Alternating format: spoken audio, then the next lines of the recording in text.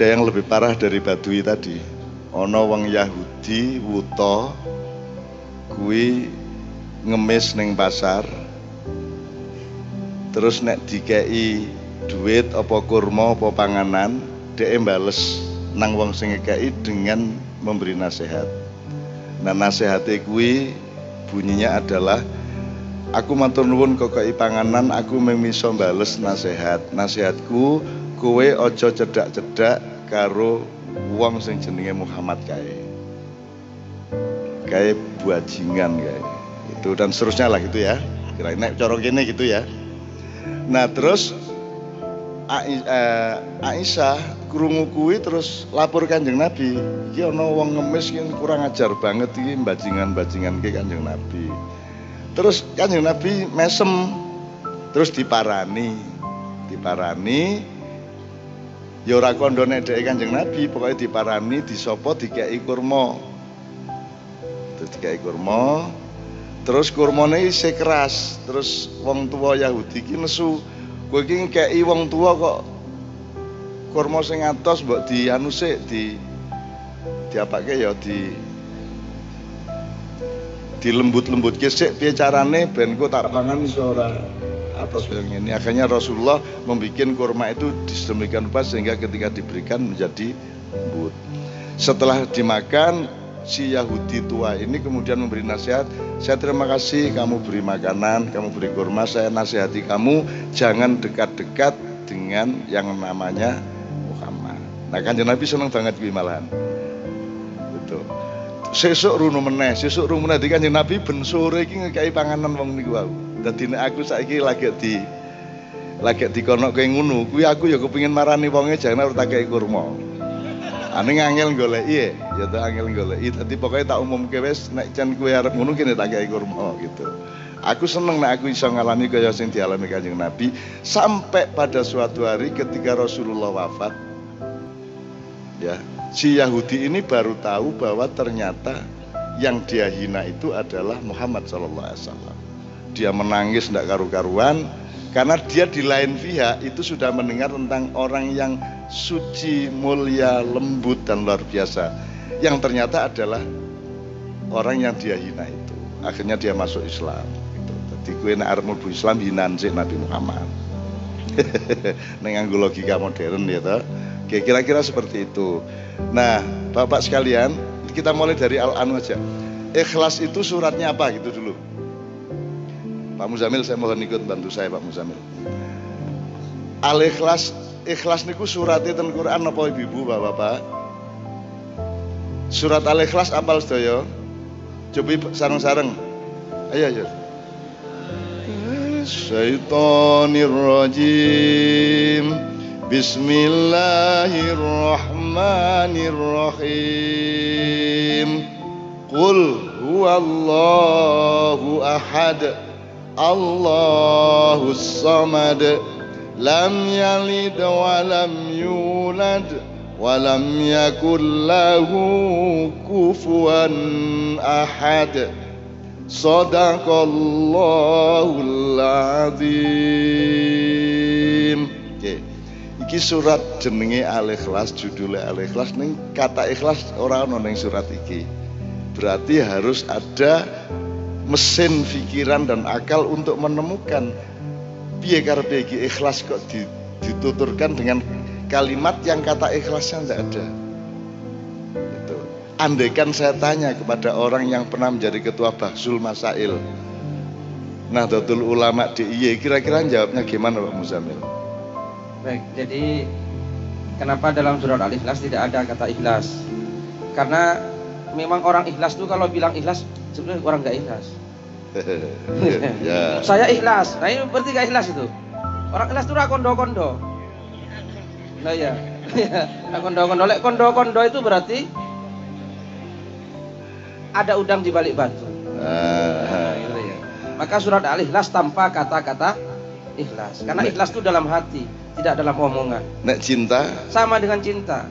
Loh, jadi cinta tidak boleh diucapkan? Yang sejati yang tak terucapkan, tapi dikerjakan. Aneh nek ngelamar kan tetap kudu ono kata-kata cinta. Ya kudu ono I love you gitu kan. Gitu. Ning pisan tok bar kuwi aplikasinya, perbuatannya, buktinya gitu ya. Betul. Ya gitu ya. Jadi satu alasan menurut satu hujah dari Pak Kiai Muzamil, kenapa tidak ada kata ikhlas di dalam surat Al-Ikhlas?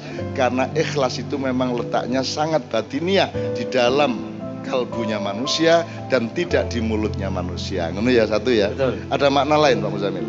Makna lain karena ikhlas itu artinya kan tidak mendua. Tidak mendua. Tidak mendua. Maka di situ kalimatnya kul huwallahu ahad. Katakanlah dia itulah Allah yang satu. Jadi ikhlas itu tidak mendua. Jadi aku kalau bersama istri saya, ya istri saya itu saja agak membayangkan yang lain gitu loh. Itu namanya ikhlas itu. Jadi kalau sholat Allahu Akbar, ya Allah saja, tidak ada mertua, tidak ada siapa, itulah ikhlas. Jadi kalau mendua atau mentiga itu tidak ikhlas. Maka ikhlas qul huwallahu ahad. Oke. Ini saya mempersilakan Bapak-bapak loh, anytime kalau ada yang ngerespon, nambahin, membantah dan seterusnya ya Pak ya. Saya mohon ya. Sob kalau kita pakai sistem seminar satu persatu kan dawa banget Bingo. Jadi anytime saya persilahkan sebenarnya. Oke, tapi kita lengkapi dulu tafsir mendadak ini ya. Oke. Gue nek urusannya karo akidah nang Gusti Allah, Pak. Tapi kalau penerapan ikhlas yang tidak mendua tadi itu dalam kehidupan sehari-hari, misalnya apa ikhlas bagi petani, apa ikhlas bagi keluarga, apa ikhlas bagi kehidupan sehari-hari. Gue jawab piye Pak Muzamil. Jadi aku iki nguji ning raktor ya. Jadi gini, setia kepada apa yang dikerjakan. Jadi kalau nandur ya nandur. Betul, kalau jualan es ya jualan es yang tenanan gitu ya. Jadi kalau nambal ban ya nambal ban yang tenanan. Jangan mendua. Kalau mendua itu kan nambal ban padahal maunya lain. Bertani maunya lain. Adik setia gitu ya.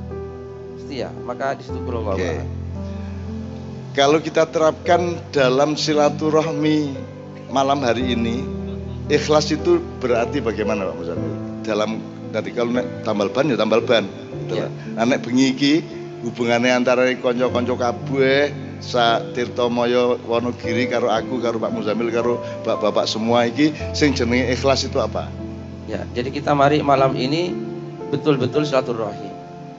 Gitu ya. Masalah yang lain-lain nanti kan Allah yang akan memberikan jalannya. Asalkan kita tenan di sini betul-betul menyambung perseduluran, persaudaraan, rahim. Rahim itu kan rahim, gitu ya. Jadi kita kan dari satu rahim, gitu ya. Entah wujudnya sekarang itu ibu kita berbeda-beda, tapi asal usulnya kan satu, yaitu rahim Siti Hawa, gitu ya. Dari Rahman Rahimnya Allah Taala. Maka kita pokoknya sekarang bagaimana apapun latar belakang, apapun usulnya, asal usulnya bukan itu, tapi mencari titik temu. Satu kita, itu satu rahim. Oke, kita detailkan sedikit ya. Jadi bapak-bapak ibu sekalian datang ke sini ini untuk apa atau untuk siapa? Untuk Allah. Ibu, mbak, adik-adik, anak-anakku untuk siapa ke sini? Oke, untuk Allah ya. Nek untuk Allah ya pasti ada Kanjeng Nabi di dalamnya gitu ya. Nek saiki cara tidak untuk apa di sini? Golek duit tidak, golek jabatan, arep nyolong, arep ngutil, golek jodoh. Lah rada ora ya iki. Ayo.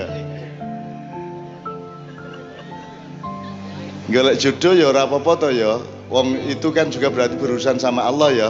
Ning kowe isih cilik-cilik engko kapan-kapan wae. Berarti kalau cari jodoh itu kan berada dalam kehendak Allah apa tidak Pak Muzamil?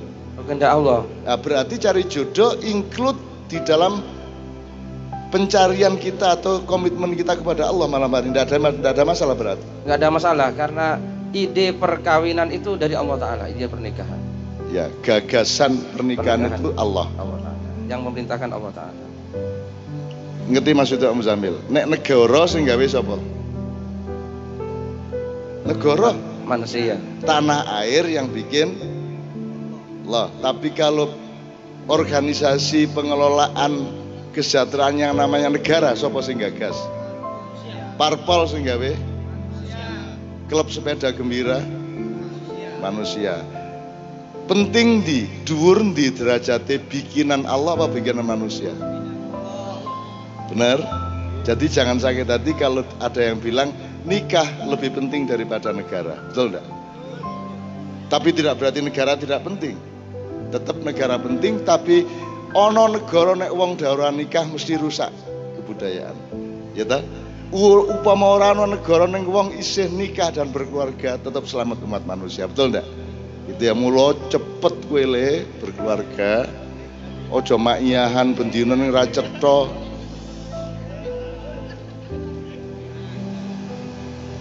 Mbak iki uga sing jebujangan, Mbak. Gitu ya. Jadi malam hari ini kita kul huwallahu ahad. Artinya orang tuh niat liyane. Termasuk Kiai Kanjeng sama saya. Dalam rangka apa ke sini? Saya sama Kiai Kanjeng ke sini dalam rangka apa? Niatnya apa? Menurut Pak Muzamil, niat kami ke sini ini.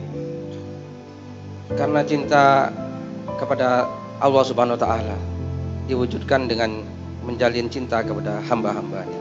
Apakah saya sama Kiai Kanjeng di sini ketemu sama warga Nahdien Wonogiri dalam rangka supaya saya menjadi sesuatu di sana? Tidak. Dalam rangka saya supaya menjadi pemimpin di sana? Dadi bengi iki aku rene ya rene kuwi tujuane. Ya saiki konsentrasiku ya Wonogiri iki. Ora duwe konsentrasi liyane. Gitu loh. Gitu ya. Itu namanya kul huwallahu ahad.